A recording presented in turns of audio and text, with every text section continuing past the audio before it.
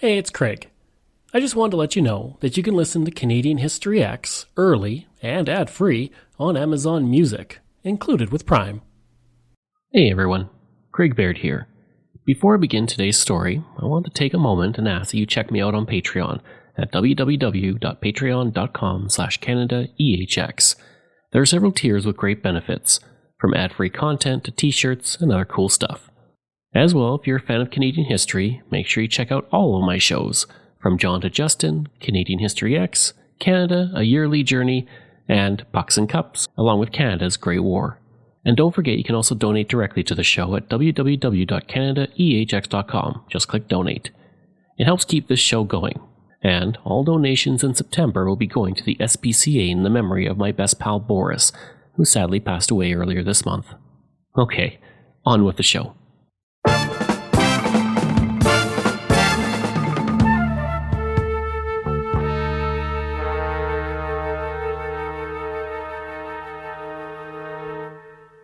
Heading into Game 7, Canada was revitalized as the team had easily won the last game with a flurry of 3 goals in the space of 90 seconds. While Ken Dryden had stood on his head to push back against the Soviet onslaught, he would be replaced with Tony Esposito in net for Game 7. For the Soviets, Valery Kharlamov was out after a slash from Bobby Clark. And there were new referees, replacing the 2 referees who seemed to have it out for Canada with the number of power plays they gave the Soviets. The first period saw a flurry of goals as Phil Esposito scored twice and the Soviets answered with 2 goals of their own to end the period 2-2. The second period would be scoreless as both sides tried to take the lead in the pivotal game. In the third period, Rod Gilbert scored to put Canada ahead, only for the Soviets to answer and tie the game once again. Park coming up on the right side, cleared it over on the far wing to Henderson, to Esposito, a shot went wide, and the puck goes into the corner. They're trying to get into position there. Henderson into Ellis in the corner. A pass right in front to Esposito. He scores! Esposito from Ellis. And there's Canada drawing first blood. Esposito from Ellis. Canada was about to make a change. The play goes right on. Yakuchev coming down fast. Here's their score!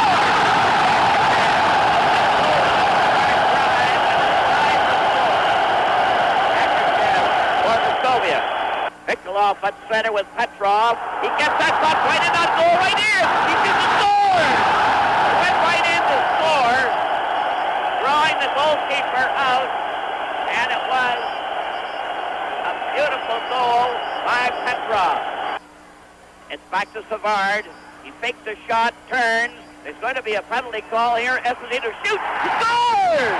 Esposito fires that puck, and it's all tied up again. Esposito let one go from about 30 feet out. Drives it into the Soviet zone. Dennis Hull tears in after it, and it's grabbed off by Gilbert right in front of the net. He passed instead of shooting, and Rattel couldn't get it. Now Gilbert again. Scores! Gilbert came up to the front. He scored for Canada. Gilbert got that puck off the board, came right around his front, and was in the net. Lachenko over to Maltsev in the corner. Maltsev trying to center it back to Lachenko. Takes the shot. Here's Liapkin getting a shot. And it went just off Esposito's leg. They still keep it in. They're keeping that pressure on. Lachenko takes the shot. Backs up to the blue line. Cleared it to the corner. They're still zigzagging around. Here's the shot. They score! Yakuchev standing on the side of the crease. Yakuchev from Maltsev. At 16:26 in the third, Gary Bergman was kicked twice by a Soviet player during a scuffle.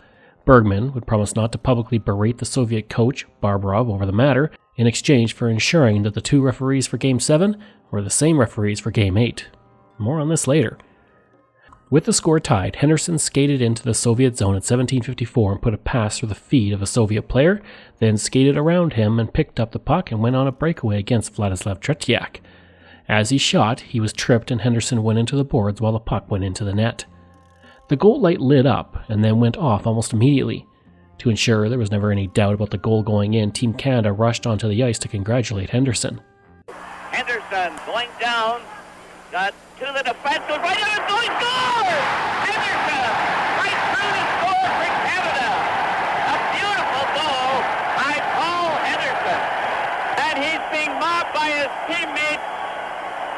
this is an absolutely beautiful move by Henderson, and the goal judge was a little slow in putting the light on, but there's no question that puck was right up into the top and the back of the net, and Tretiak really had no chance on that quick little maneuver by Paul Henderson.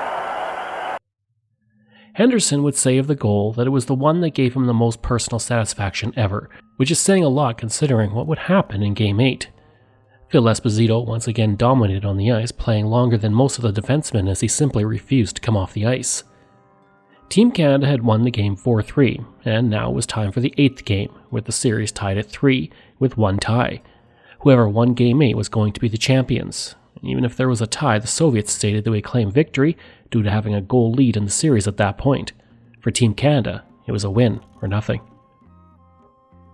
Coach Sinden said that the 8th game might just be the most exciting game of hockey ever played, and he would not be far off. As Game 8 was about to start, the Soviets backed out of their agreement over the referees, wanting to have the German referees from Game 6 officiate the game. In response, Alan Eagleson threatened to pull Team Canada out of the last game entirely.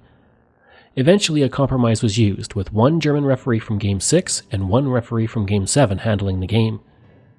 The Soviets then cancelled the pre-game ceremony, but restored it on the insistence of Team Canada as they brought a totem pole as a gift. Eagleson said, "We're going to take this totem pole and bring it to center ice, and they'll have to take it or skate around it the whole game." Along with the 3,000 fans in Moscow, all of Canada was watching the game, with some estimates putting it at 90% of the country. Throughout the country, it was an unofficial half day, and many students either watched the game in school or were sent home to watch it. Even the Montreal Stock Exchange reported a slow trading day as most of the traders were watching the game. Cab ranks in cities across the country were deserted as drivers were in taverns to watch the game. Construction barely happened, with most workers choosing to watch the game instead of work, and most people would simply say that on Thursday, September 28, 1972, Canada was closed.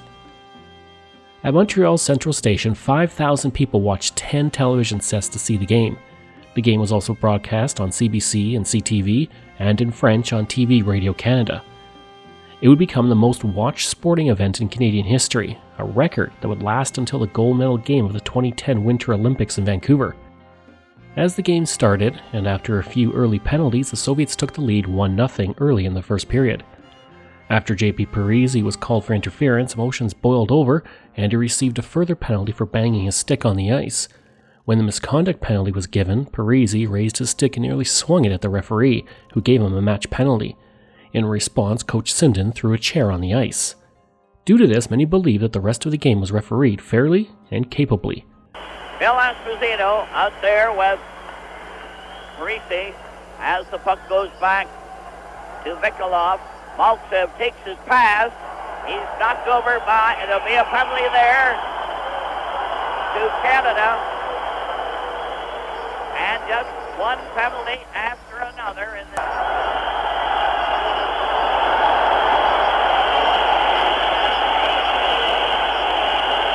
Parise somewhat incensed at getting this penalty. He has no respect. Canada was able to prevent the Soviets from scoring on Parise's penalty, and Phil Esposito scored to make it 1-1. The Soviets then moved up 2-1, but Brad Park scored his first goal of the series to tie for Canada, and the first period ended 2-2. The Gankov is off for interference. Here's a pass back to Park. Cleared on the right side to Ellis, right in front of the net for Phil Esposito, as Canada at full strength for a change. And the Soviet a man short. Canadians having a chance. Here's a shot. Right on. Protect.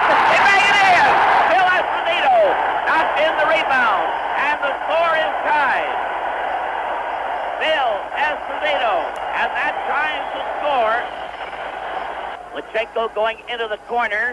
Played it back on the boards. Out to Sagankov. A shot. Went wide. Harlamov getting it again on that far wing. Passing back to Lachenko. Here's another shot. He scores! Long shot from the blue line. A pass to Gilbert, who couldn't get past center ice. Another try by Park. They're closing in. Rattel to Park. Right in. He scores! Park from Rattel. And Canada tied it up. Park from Rattel for Canada. In the second, the Soviets were able to score 3 goals, including one 21 seconds in, and then a few minutes later to bring the score to 5-2. Before Canada was able to get closer with one more goal in the second to make it 5-3. It would have been 6-3 if not for Phil Esposito, who stopped a puck from going over the goal line after Dryden missed it. In the second intermission, Sinden told his players to play defensively and not let the game get out of hand, to not gamble until they were closer to tying the game. Almost as soon as the third period started, Esposito scored to put the Canadians within 1 of tying the game. Tensions then began to rise in the arena and soldiers were dispatched for security in the building. At the 10-minute mark, the Soviets began to play more defensively to save their lead, and Sinden saw this. He adjusted the play of Team Canada to press more, and this resulted in Yvon Cournoyer scoring to tie the game 5-5. Park is trying to come out on the left side. A long pass to Phil Esposito going in. He shoots! Oh, right in front of the net. Esposito banged that. Here's another shot by Cournoyer. He scores! Canada has tied it up. The Canadians... With that goal, the referee signaled that it was a goal, but the goal judge refused to turn on the goal light. Alan Eagleson erupted over this and tried to reach over the timer's bench, but he was stopped by Soviet police, who began to take him to the nearest exit. At the same time, Canadian players headed over to confront the goal judge, with Peter Mahovlich jumping the boards to confront police who had Eagleson. Eagleson would say after, "The next thing I knew, I was on my way to Siberia." The players were able to grab Eagleson and take him to their bench. While this was happening, 30 police began marching into the arena. Ambassador Robert Ford's wife was also apparently shoved with both hands during the incident. Mixed up on the far side, the Canadian team are mixing it up with the spectators, and I believe Alan Eagleson is in on it over there as far as we can tell. And the Canadian team are all over there. When that rumpus started, whatever it was, nobody knows. But Canada tied that score at 12:56, and it appeared to be Cournoyer who got the goal. Eventually, things died down, even though Eagleson shook his fist at the Soviets and several Canadian supporters gave the finger to the Soviets. With the tie, the Soviets continued to play defensively, content with the tie due to the goal differential. With 1 minute left, Phil Esposito, Yvon Cournoyer, and Peter Mahovlich were on the ice. Henderson called Mahovlich to come off the ice, and Henderson jumped over. He would say later he had a strange feeling he was about to score the winning goal. Bobby Clarke was supposed to replace Esposito, but he refused to come off. With Esposito, Cournoyer, and Henderson on the ice, Canadian history was about to occur. Peter Mahovlich is at center, driving it into the Soviet zone. Liapkin gets there first. Cournoyer just touched it, not at all. Savard getting it at center ice, clearing it off a skate. It goes into the Canadian zone. Yakushev, a dangerous player, is belted on that play. Cournoyer rolled it out. Vasiliev going back to get it. 1:02 left in the game. Cleared pass on the far side. Liapkin rolled one to Savard. Savard cleared the pass to Stapleton. He cleared to the open wing to Cournoyer. Cournoyer took a shot. The defenseman fell over, Liapkin. And the Cournoyer has it on that wing. Here's a shot. Henderson made a wild stab for it and fell. Here's another shot. Right in front of the score. Henderson has scored for Canada.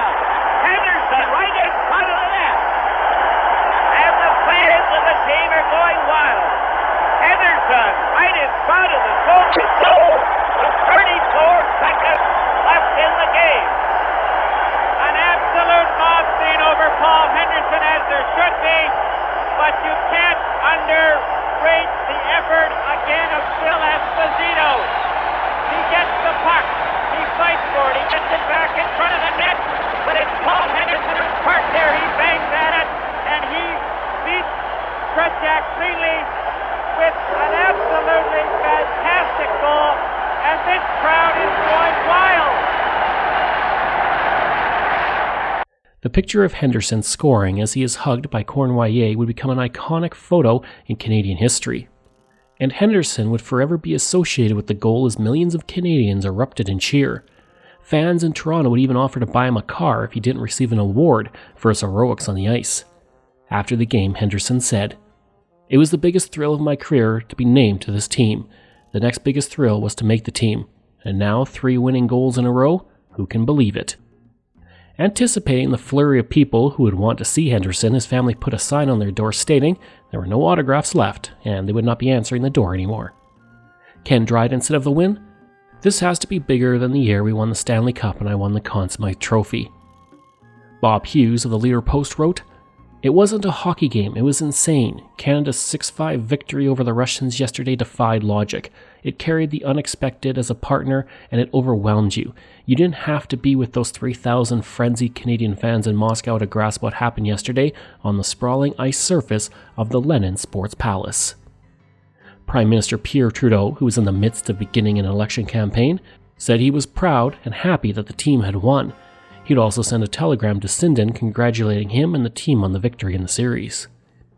Across the sky in Montreal, someone flew a light plane trailing a banner that said, "Brave Team Canada." Parades erupted in Montreal and Toronto.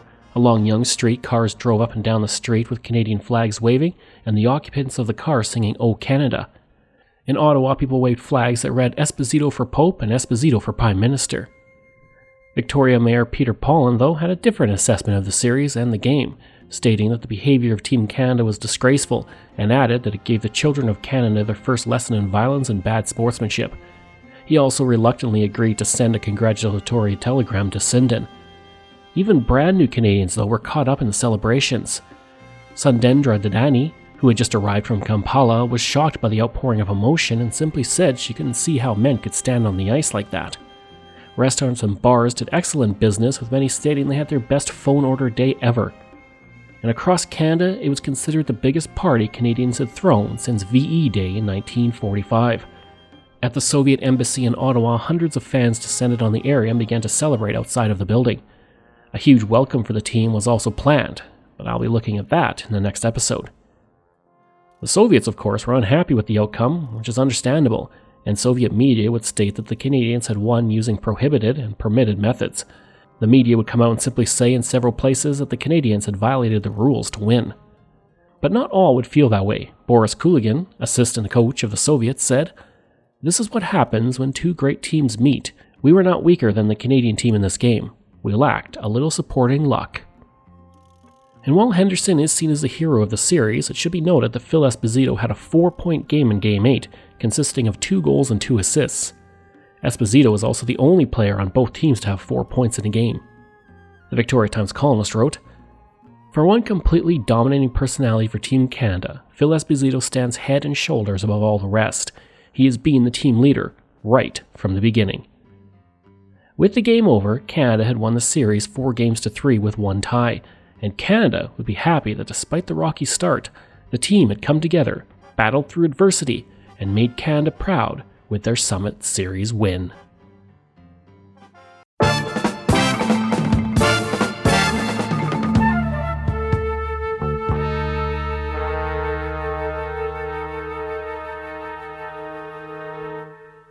Thank you for joining me on Canadian History X. Information from Maclean's, Canadian Encyclopedia, NHL.com, Wikipedia, Ottawa Citizen, Montreal Gazette, Edmonton Journal, Regina Letter Post, Victoria Times Colonist, and the Vancouver Sun. This show is researched, produced, and written by me, Craig Baird, with the help of producer Dila Velasquez. Audio design and production by Rob Johnson.